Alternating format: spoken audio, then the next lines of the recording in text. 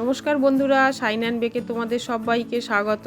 আজকের রেসিপিতে থাকছে নারকেলের আইসক্রিম, যেটা খুব সহজ পদ্ধতিতে আজকে বাড়িতে বানাবো। এর জন্য এখানে 500 দুধ নিয়ে নিয়েছি আর 3 চামচ পাউডার দুধ দিয়ে দিলাম। 4টে এলাচকে থেতো করে নিয়েছি, সেটা দিয়ে দিলাম। আর একটা নারকেল মালার হাফ নারকেলকে কুড়িয়ে নিয়ে সেটা মিক্সিং জারে পেস্ট করে নিয়েছি, সেটা এর মধ্যে দিয়ে কিছুক্ষণ ফুটিয়ে নিচ্ছি। এবার একটা বাটিতে 2 চামচ দুধ তুলে নিচ্ছি।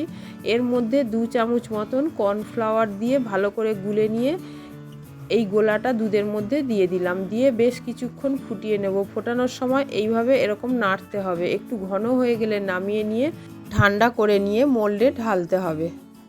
মাটির ভাঁড়ের মধ্যে আইসক্রিমটা বসাচ্ছি আর বাকিটা যেটা থাকবে সেটা এই আইসক্রিম মোল্ডের মধ্যে বসাবো।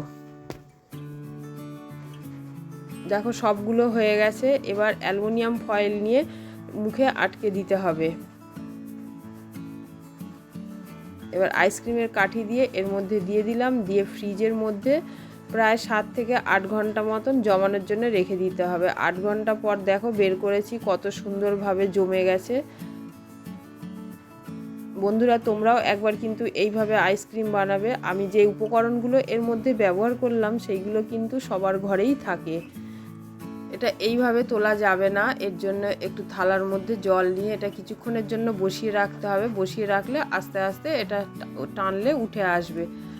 আমি যেহেতু একটু বেশিক্ষণ বসানো হয়ে গেছে বলে নিচের দিকটা একটু নরম মতন হয়ে গেছে, তোমরা বেশিক্ষণ বসাবে না। বন্ধুরা, তোমরাও কিন্তু এই একইভাবে নারকেলের আইসক্রিমটা বাড়িতে বানিও আর কেমন হয়েছে আমাকে জানাবে।